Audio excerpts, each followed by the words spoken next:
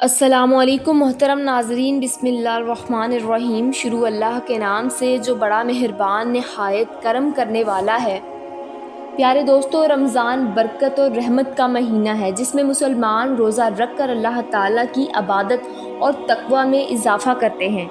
لیکن کیا آپ جانتے ہیں کہ رمضان کے روزے مسلمانوں پر کب فرض کیے گئے؟ کیا رمضان کے روزے صرف اس وقت کے لیے ہے یا پہلے کی امتوں پر بھی فرض تھے؟ حضرت آدم علیہ السلام، حضرت نوح علیہ السلام اور حضرت موسیٰ علیہ السلام کس طرح سے روزے رکھتے تھے؟ کیا آپ جانتے ہیں کہ حضرت داؤد علیہ السلام کا روزہ رکھنے کا طریقہ سب سے الگ تھا؟ حضرت مریم علیہ السلام کا خاص روزہ کیا تھا اور یہ تمام روزوں سے کیسے الگ تھا؟ کیا ہر امت کے روزے رمضان کی طرح 30 دن کے ہوتے تھے یا ان میں کوئی فرق تھا؟ حضرت موسیٰ علیہ السلام کو کتنے دنوں تک روزے رکھنے کا حکم ملا تھا؟ کیا آپ جانتے ہیں کہ حضرت مریم علیہ السلام ہر مہینے کتنے دن روزے رکھتی تھی؟ کیا آپ جانتے ہیں کہ رمضان کے مہینے میں سب سے پہلی بار قرآن کب اور کہاں نازل ہوا؟ رمضان کے مہینے میں آسمان کے دروازے کھول دیے جاتے ہیں، اس کا کیا مطلب ہے؟ کیا آپ جانتے ہیں کہ یہودی اور عیسائی قومیں بھی روزہ رکھتی تھیں، لیکن ان کا طریقہ کیا تھا؟ ان تمام سوالوں کے جواب آپ اس ویڈیو میں جاننے والے ہیں، تو آپ سے گزارش ہے کہ ویڈیو کو مکمل دیکھیے۔ پیارے دوستو، اللہ تعالیٰ نے قرآن مجید کی سورہ البقرہ کی آیت نمبر 183 میں ارشاد فرمایا ہے، اے ایمان والو، تم پر روزے فرض کیے گئے جیسے تم سے پہلے لوگوں پر فرض کیے گئے تھے تاکہ تم پرہیزگار بن جاؤ۔ اس لیے ہمیں اس مہینے کا احترام کرنا چاہیے اور پابندی کے ساتھ روزے رکھنے چاہیے۔ رمضان میں جب کوئی روزے دار روزہ رکھتا ہے اور اللہ تعالیٰ کے حکم کو مان کر صبر کرتا ہے تو اللہ تعالیٰ اس روزے دار کو صبر کا بدلہ عطا کرتا ہے۔ اس مہینے کی فضیلت سے اللہ تعالیٰ انسانوں کے رزق میں برکت عطا فرماتا ہے اور غریب سے غریب انسان کو بھی اللہ تعالیٰ کی نعمتیں ملتی ہیں۔ اسی وجہ سے اس مہینے کو رزق کے بڑھنے کا مہینہ بھی کہا جاتا ہے۔ دوستو، ہر مسلمان اس مہینے میں خاص طور سے ہر گناہ سے پرہیز کرتا ہے اور جب تک اللہ تعالیٰ کا حکم نہیں ہوتا تب تک کوئی بھی چیز کھاتا پیتا نہیں ہے۔ اگر ہم مذہبی حوالوں سے دیکھتے تو ہمیں پتہ چلتا ہے کہ حضرت آدم علیہ السلام کے زمین پر آنے کے بعد سے ہی روزے رکھنے کی شروعات ہو چکی تھی۔ بتایا گیا ہے کہ حضرت آدم علیہ السلام ہر مہینے 3 دن روزہ رکھا کرتے تھے۔ یہ بھی کہا جاتا ہے کہ وہ ان روزوں کو جنت سے زمین پر آنے کے بعد توبہ کے طور پر رکھا کرتے تھے۔ اس طرح پورے سال میں 36 دن روزہ رکھتے تھے۔ حضرت آدم علیہ السلام کے دور میں ہر مہینے کی 13ویں، 14ویں اور 15ویں تاریخ کو روزے رکھے جاتے تھے۔ یہ وہی تاریخیں ہیں جب چاند پورا اور روشن ہوتا ہے، جسے ہم 14ویں کا چاند بھی کہتے ہیں۔ اس کے بعد جب حضرت نوح علیہ السلام کا زمانہ آیا تو انہوں نے بھی حضرت آدم علیہ السلام کے طریقے پر ہر مہینے 3 دن روزے رکھے، وہ بھی انہی 3 تاریخوں پر۔ لیکن حضرت نوح علیہ السلام نے ان روزوں کو طوفان نوح سے بچنے پر اللہ تعالیٰ کا شکر ادا کرنے کے لیے رکھا۔ لیکن حضرت داؤد علیہ السلام کا روزہ رکھنے کا طریقہ ان سب سے الگ تھا۔ وہ 1 دن روزہ رکھتے تھے اور 1 دن افطار کرتے تھے، یعنی پورے سال میں آدھا سال روزہ رکھتے تھے۔ اس کے علاوہ حضرت سلیمان علیہ السلام ہر مہینے 9 دن روزے رکھتے تھے۔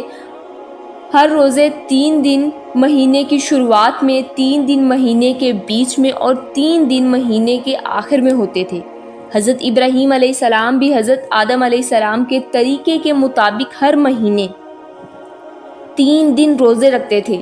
لیکن کچھ روایتوں میں آتا ہے کہ حضرت ابراہیم علیہ السلام پورا مہینہ روزہ رکھا کرتے تھے۔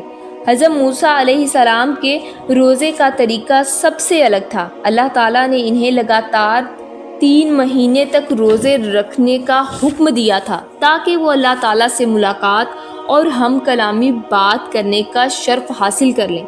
جب 3 مہینے روزے رکھنے کے بعد اللہ تعالیٰ سے ہم کلامی کا دن آیا تو حضرت موسیٰ علیہ السلام کو یہ بات پسند آئی کہ اتنے دنوں کے روزے کے بعد اپنے منہ کی بو کے ساتھ اللہ تعالیٰ سے ملاقات کروں، اس لیے انہوں نے ایک پیڑ کی شاخ سے مسواک کر لی، لیکن اللہ تعالیٰ کے حکم میں تبدیلی کرنے کی وجہ سے انہیں 10 دن روزے رکھنے کا حکم دیا گیا۔ دوستو، قرآن مجید میں حضرت مریم رضی اللہ تعالی عنہا کے روزوں کا بھی ذکر ملتا ہے۔ حضرت مریم علیہ السلام کا روزہ کسی سے بات چیت نہ کرنے کا تھا، یعنی خاموشی اختیار کرنے کا۔ دوستو، قرآن مجید کی سورہ البقرہ کی آیت نمبر 183 میں یہ صاف کر دیا گیا کہ حضرت آدم علیہ السلام سے لے کر تمام انبیاء علیہ السلام اور پھر امام الانبیاء حضرت محمد صلی اللہ علیہ وآلہ وسلم تک ہر امت کو روزوں کا حکم دیا گیا تھا۔ جیسے ہر امت کے لیے نماز کا حکم تھا، ویسے ہی ہر امت پر روزے بھی فرض کیے گئے تھے۔ پچھلی امتوں کے روزے حالاتوں کے مطابق آج کی امت سے الگ ہیں۔ روزوں کی تعداد، وقت اور حالت کے حساب میں ان میں فرق تھا۔ رمضان المبارک کے روزے پچھلی امتوں پر فرض کیے گئے تھے، لیکن حضرت محمد صلی اللہ علیہ وآلہ وسلم کی امت پر کے روزے پچھلی امتوں پر فرض نہیں تھے، لیکن حضرت محمد صلی اللہ علیہ وآلہ وسلم کی امت پر ہجرت کے 1.5 سال بعد 10 شعبان المعظم سن 2 ہجری میں مدینہ منورہ میں فرض ہوئے۔ دوستو، اللہ تعالیٰ نے فرمایا ہے کہ ماہ رمضان وہ مہینہ ہے جس میں قرآن نازل کیا گیا، جو لوگوں کے لیے ہدایت ہے۔ ساتھ ہی یہ بھی فرمایا گیا کہ تم میں سے جو کوئی اس مہینے کو پائے اسے روزے رکھنے چاہیے، لیکن اگر کوئی بیمار ہو یا سفر میں ہو اور روزے چھوٹ جائیں تو وہ بعد میں ان روزوں کو پورا کر سکتا ہے۔ اس لیے ہمیں ان برکتی مہینے میں روزے رکھنے چاہیے۔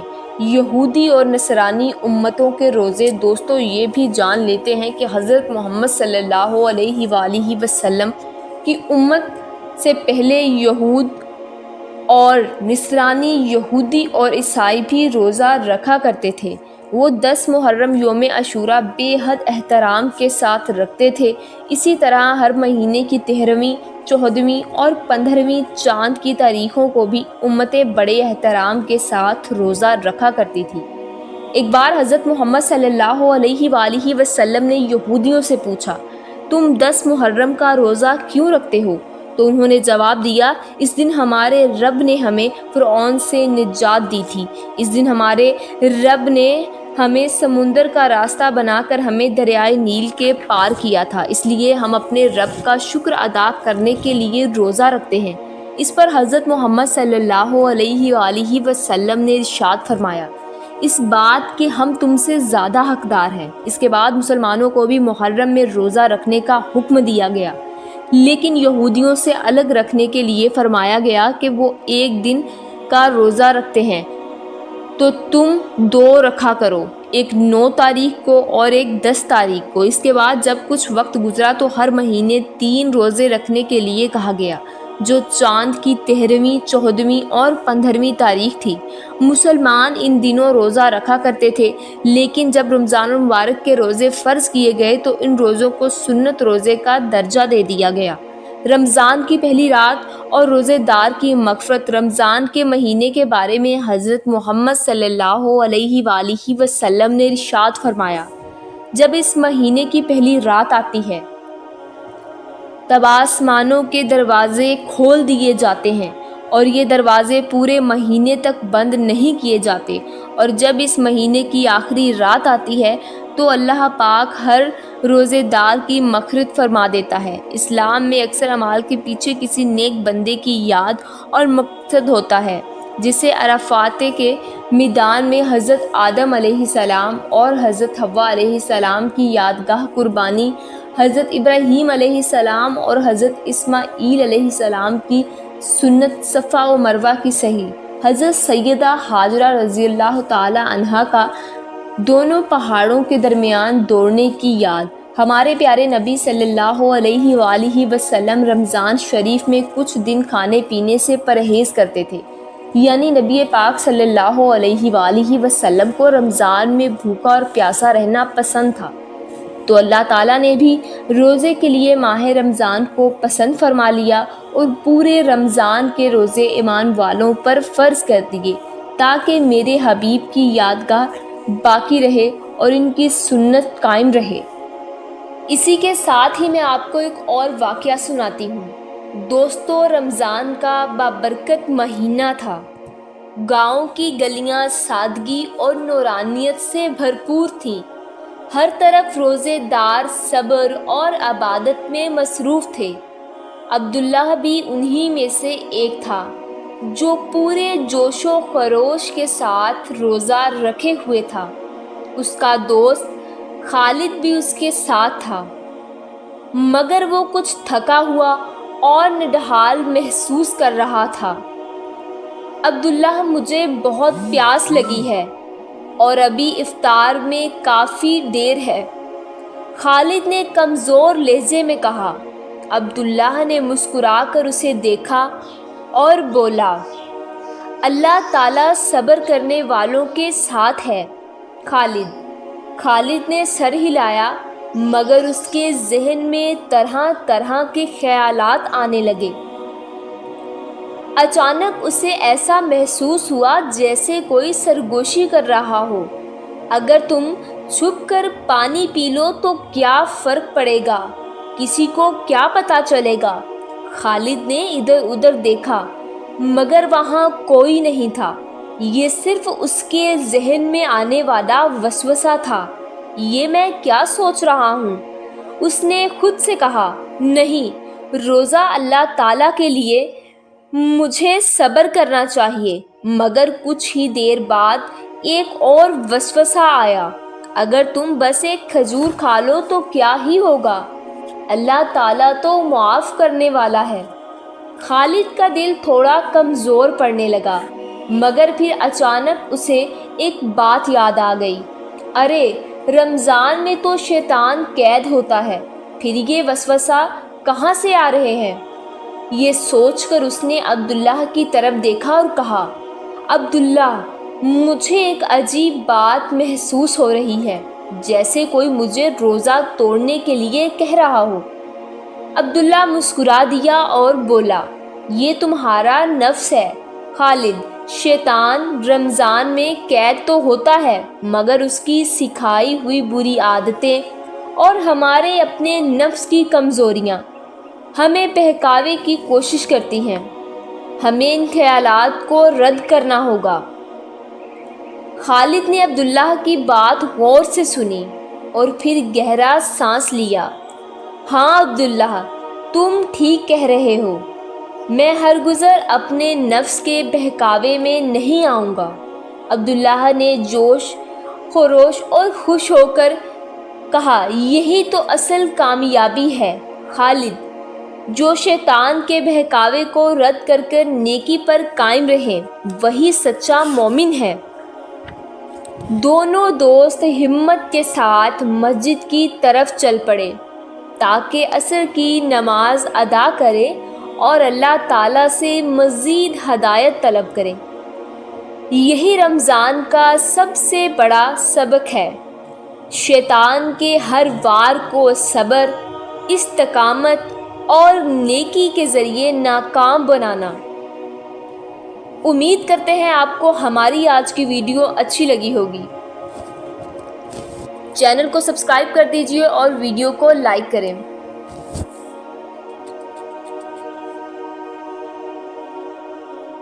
حضرت محمد صلی اللہ علیہ وآلہ وسلم نے فرمایا، اگر کوئی شخص روزہ دار سے لڑے یا اسے گالی دے تو اس کا جواب صرف یہ ہونا چاہیے کہ میں روزہ دار ہوں۔ رسول نبی کریم صلی اللہ علیہ وآلہ وسلم نے فرمایا، اللہ تعالیٰ فرماتا ہے، بندہ اپنا کھانا پینا اور اپنی شہوت میرے لیے چھوڑ دیتا ہے، روزہ میرے لیے ہے اور میں ہی اس کا بدلہ دوں گا۔ رسول نبی کریم صلی اللہ علیہ وآلہ وسلم نے ارشاد فرمایا، جو اسلام کے سوا کسی اور مذہب پر قسم کھائے کہ اگر میں نے فلاں کام کیا تو میں نصرانی ہوں، یہودی ہوں، تو وہ ایسا ہو جائے گا جیسے کہ اس نے کہا۔